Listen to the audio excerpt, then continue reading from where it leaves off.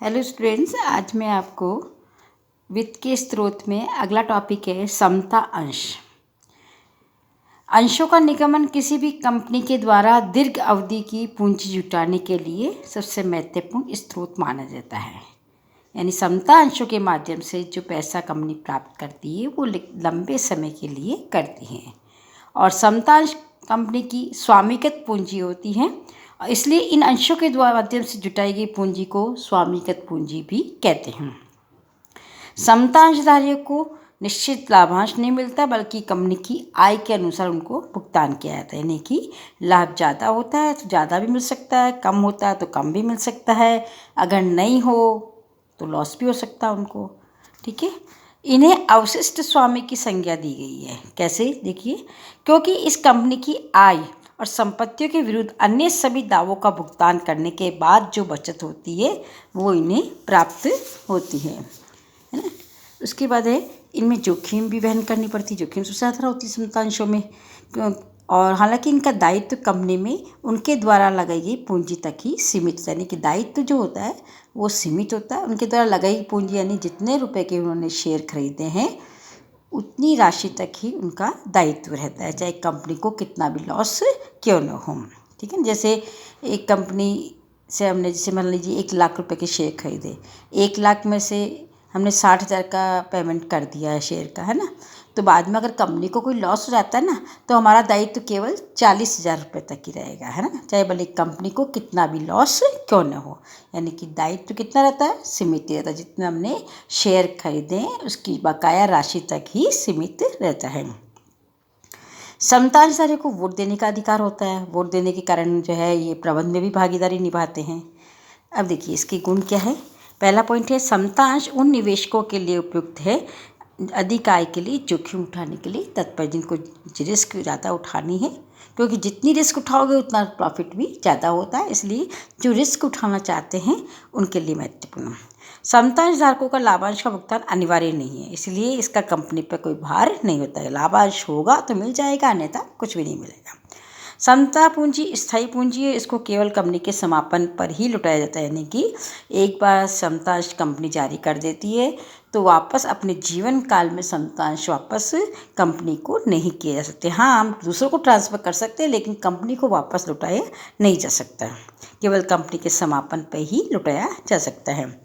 समता पूंजी कंपनी की साख बनाती है एवं संभावित ऋणदाताओं में विश्वास पैदा करती है। यानी कि समतांश पूंजी जितनी अधिक होती है तो कंपनी की साख भी अच्छी होती है, और समतांशों की वैल्यू जितनी बढ़ती जाती है कंपनी की साख भी बढ़ती जाती है। ऐसे जो कंपनी को लोन देते हैं ऋणदाता, उनका विश्वास भी बढ़ता है। कंपनी की संपत्तियों पर किसी प्रकार के प्रभार के बिना भी समतांशों के माध्यम से कोष जुटाया जाता है। समतांश जारी करने के लिए कंपनी की संपत्ति को गिरवी रखने की आवश्यकता नहीं है। अगर हमें आवश्यकता पड़ती है धन की तो हम कंपनी की संपत्ति को ले गिरवी रख के पैसा उधार ले सकते हैं, ठीक है ना। लेकिन समता अंशों के लिए गिरवी रखने की जरूरत नहीं होती है। समता अंशों के मताधिकार के कारण कंपनी के प्रबंध पर प्रजातांत्रिक नियंत्रण रहता है। यानी कि मत देने का अधिकार है तो प्रजातांत्रिक, क्योंकि इसमें जो चुनाव प्रक्रिया होती है, चुनाव में जो मतलब चुनाव में जिसको चुना जाता है वही जो है संचालक मंडल या बोर्ड ऑफ डायरेक्टर में के पद पर कार्य करता है। सीमाएं क्या है इसकी? जो निवेशक नियमित आय चाहते हैं वे समता अंशों को प्राथमिकता नहीं देते, क्योंकि इससे प्रतिफल में क्या होता रहता है? परिवर्तन होता रहता है। यानी कि जिसको निश्चित आय चाहिए, नियमित चाहिए, उनके लिए समता अंश उपयोगी नहीं, क्योंकि इसमें तो क्या होता है, कभी लाभ हो भी सकता है, ज़्यादा भी हो सकता है, कम भी हो सकता है, नहीं भी हो सकता है ना। समतांशों पर लागत अन्य स्रोतों से कोष एकत्रित करने पर किए गए व्यय से अधिक होती है। यानी जो इसका खर्चा आता है ना अंशों पर, तो वो अन्य कोष जो हम अन्य तरीके जो हमने पहले भी पढ़े उसमें कम खर्च आता है, समतांशों को जारी करने पर खर्च ज़्यादा आता है। अतिरिक्त समतांशों का निगमन वर्तमान अंशधारकों के मताधिकार एवं शक्ति एवं आय को कम करता है। अगर हम ज़्यादा अतिरिक्त समतांश जारी कर दे तो क्या है कि जो पहले से जो समतांश जारी है ना, उनके मताधिकार शक्ति है, उनकी इनकम पर भी प्रभाव पड़ता है, क्योंकि जो अतिरिक्त समतांश जारी होंगे तो प्रॉफिट में भी हिस्सेदार वो भी बनेंगे, है ना। समतांशों के माध्यम से कोष एकत्रित करने से अधिक औपचारिकता को पूरा करने में प्रक्रियात्मक देरी होती है। यानी पैसा इकट्ठा करने के लिए प्रोसेस बहुत लंबी चौड़ी होती है इसकी, इसलिए पैसा प्राप्त करने में देरी होती है। ये थे आपके समता अंश के बारे में जो मैंने आपको बताया। दूसरा है पूर्वाधिकार अंश। पूर्वाधिकार अंशों के निगमन के द्वारा जुटाई गई पूंजी को पूर्वाधिकार अंश पूंजी कहते हैं। पूर्वाधिकार अंशधारियों की समता अंशधारियों की तुलना में दो ही क्षेत्रों में प्राथमिकता होती है, यानी कि पूर्वाधिकार अंशधारियों को दो क्षेत्र के अंदर समता अंशधारियों से पहले मिलता है। प्राथमिकता मतलब पहले कुछ मिलता है। जैसे पहला है, अगर कंपनी का शुद्ध लाभ में समता अंशधारियों के लिए लाभांश घोषित करने से पहले निश्चित दर से लाभांश किसको मिलता है? पूर्वाधिकारी, यानी लाभ में इनको प्रेफरेंस मिलता है, यानी लाभ पहले पूर्वाधिकारी को मिलेगा, उसके बाद जो बचेगा वो किसको मिलेगा? समता अंशधारियों को मिलेगा।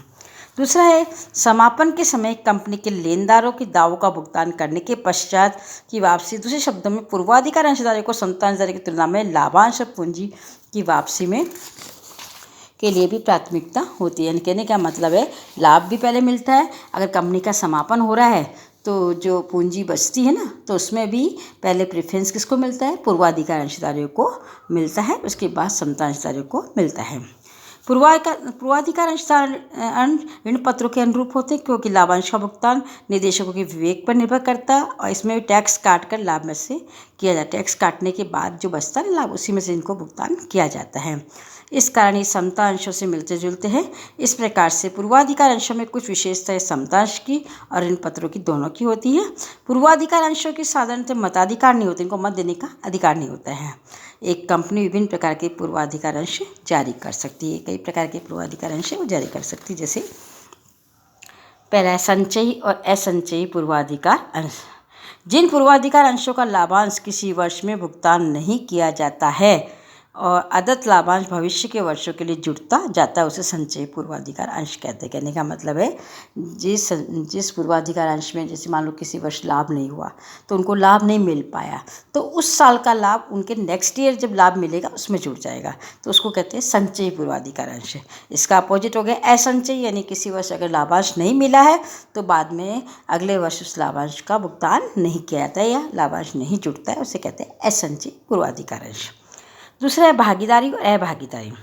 जिन पूर्वाधिकार अंशों को समता अंशधारियों को एक निश्चित दर से लाभांश का भुगतान करने के पश्चात कंपनी के अधिक लाभ में भागीदारी का अधिकार होता है, उसे भागीदारी पूर्वाधिकार कहने का मतलब है किसी वर्ष कंपनी को बहुत अच्छा लाभ मिला है ना, तो बहुत अच्छा लाभ मिलने के कारण क्या हो गया? पूर्वाधिकार को मिल गया, समता अंशधारियों को भी निश्चित लाभांश, जो निश्चित मतलब इनकी भी दर, वैसे दर कुछ नहीं है इनकी निश्चित, लेकिन फिर भी इनको मिलने के बाद भी अगर कोई अतिरिक्त लाभांश बचता है तो इसमें पूर्वाधिकारी को भी प्राप्त करने का अधिकार होता है, इसलिए कहते हैं भागीदारी पूर्वाधिकार। और अभागीदारी पूर्वाधिकार अंश होते हैं जिनको कंपनी के लाभों में किसी प्रकार की भागीदारी का अधिकार नहीं होता है। इसका अपोजिट, अगर कंपनी को ज़्यादा लाभ भी हो रहा है, अतिरिक्त लाभ भी हो रहा है, तो इनको कुछ भी नहीं मिलता है। तीसरा है परिवर्तनीय और अपरिवर्तनीय। जिन पूर्वाधिकारी अंशों को एक निश्चित समय में समता अंश में परिवर्तित किया जा सकता है उसे परिवर्तीय पूर्वाधिकार अंश कहते हैं, और जिनको परिवर्तित नहीं किया जा सकता है उन्हें अपरिवर्तनीय पूर्वाधिकार अंश कहते हैं। कहने का मतलब है ऐसे पूर्वाधिकार अंश जिनको निश्चित समय में हम किस में कन्वर्ट कर सकते हैं? समता अंश में कन्वर्ट कर सकते हैं, उन्हें तो कहते हैं परिवर्तनीय, और जिनको नहीं कर सकते उन्हें कहते हैं अपरिवर्तनीय। ठीक है, ये तीन प्रकार मैंने आपको पूर्वाधिकार अंशों के प्रकार के बारे में बताया। अब है इसकी गुण। पूर्वाधिकारी अंशों पर निश्चित दर से प्रतिफल मिलने के कारण नियमित आय रहती है और निवेश भी क्या रहता है? सुरक्षित, यानी कि इसमें आय क्या होती है? निश्चित दर से इसमें लाभांश मिलता है, तो आय आपको जो है नियमित रहती है। दूसरा, पूर्वाधिकार अंश उन निवेशकों के लिए बहुत उपयुक्त होता है जो स्थिर दर से प्रतिफल चाहते हैं और कम जोखिम उठाना चाहते हैं, यानी कि जिसको रिस्क कम चाहिए और उनको लाभांश भी निश्चित दर से चाहिए, तो उनके लिए पूर्वाधिकार अंशधारी सही है।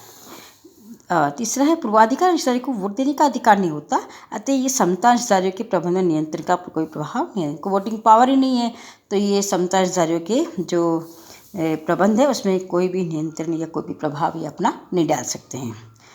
पूर्वाधिकार अंशधारियों को निश्चित लाभांश होने के कारण कंपनी के अच्छे समय में कंपनी समता अंशधारियों को उचित दर से लाभांश दे सकती है, यानी कि इनका लाभांश तो निश्चित है, जितना इनको देना वो दे दिया, उसके बचा हुआ लाभांश सब किसको मिलेगा? समता अंशधारियों को मिलेगा। ठीक है, कंपनी के समापन पर पूर्वाधिकार अंशधारियों को समता अंशधारियों की तुलना में पूंजी की वापसी के लिए पूर्वाधिकारी, जब कंपनी का समापन होता है तो पहले पैसा किसको मिलता है? पूर्वाधिकार अंशधारियों को मिलता है।